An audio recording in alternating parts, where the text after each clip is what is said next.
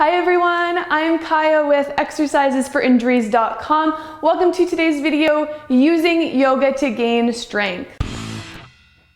So often we think of yoga beneficial for restorative purposes or to gain flexibility, but I wanted to go through 5 poses that you can do specifically to gain strength. So obviously you'll still get the benefits of the restorativeness of yoga when you bring your deep breath into it, and you'll still get the benefits of flexibility because we're always stretching certain muscle groups even when we're strengthening. But these are going to be specifically strengthening yoga poses, and we're going to target kind of all of the main muscle groups in the body.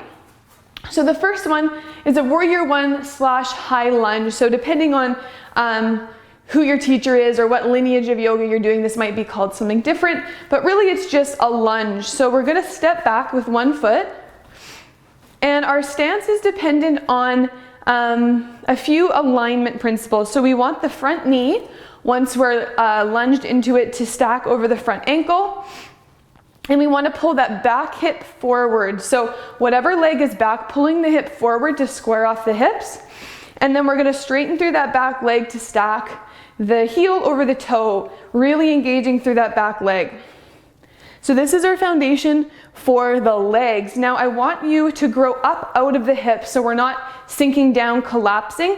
You can even push down into your hips and grow up out of the hips as if you have a string pulling from the crown of the head, and then arms can float up, shoulders relax.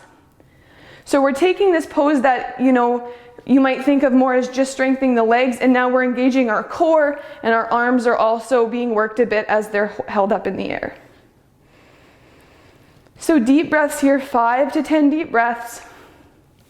And then you could switch, come into that same pose, another 5 to 10 breaths on the other side.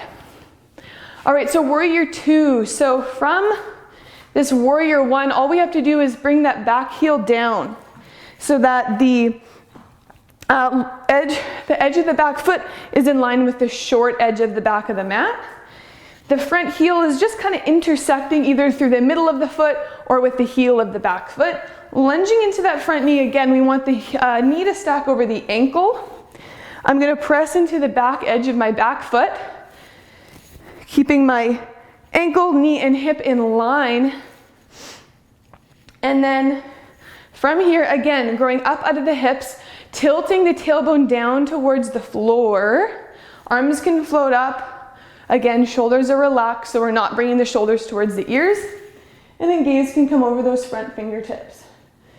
This knee has a tendency to wobble to the inside. We want to keep it coming out so that it's stacked over the ankle. 5 or 10 deep breaths. And then all you can do is pivot the toes and move on to the other side. All right, so those first 2, we're really working there on the thighs, the glutes, even the calves, and then of course the core and the arms as well. All right, number 3 is chair pose. So again, targeting that lower body. So this is a squat position. So we're gonna start with the feet hip distance apart. So that's about 1.5 fists. And I'm gonna turn so you can see a little better here. We're going to start by sitting the bum back. So we're bringing the weight mostly into the heels. Sitting back, knees are staying behind the toes, but we're keeping the chest open so we're not hunching forward here. Coming down as low as you can while we keep the knees behind the toes. And then from here, chest can lift and arms can come up with the shoulders down. So having the arms over here, challenging us more, we're kind of changing our center of gravity. Core's got to engage. 5 to 10 deep breaths. And then standing back up.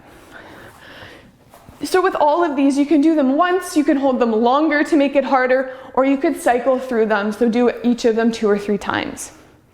All right, coming down to the mat, we're going to come into a high plank.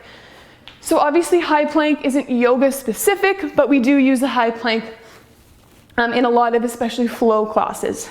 So good to have the alignment down.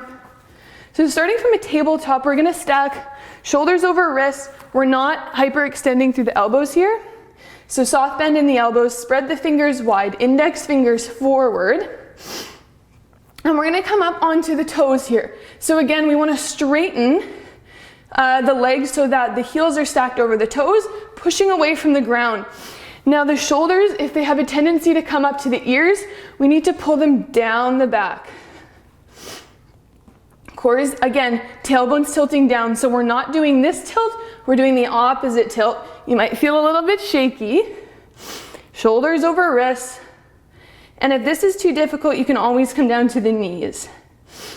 So if you're sacrificing form, we need to come down to the knees, and then when the strength is there, we come up. 5 to 10 breaths, and then you can repeat if you want. Okay, last one is core specific, it's boat pose. So full boat requires not only the strength to do it, but also the flexibility through the back line of the body. So I don't have much of that flexibility, but full boat looks sort of like this. So we've got the legs, it's like a V-sit. So the spine is long, the legs are straight, and we're holding. So I'm gonna show you kind of a way to progress into it, and you can kind of go stage by stage until you get to the full posture one day. So we're gonna start knees bent, feet on the floor. You can even hold on to the fronts of the knees or the legs here, and I want you to pull yourself forward so you exaggerate the chest forward, shoulders down. So this really long spine with the chest open is a position that we want to keep through the whole pose. So starting here, you can grab onto the backs behind the knees now. You can start just by coming up onto the tippy toes, and then maybe raising one leg, then maybe both. Maybe you get those legs a little bit higher, maybe eventually we have the arms out to the side, and then slowly we can start to straighten the legs, so you could even do one at a time.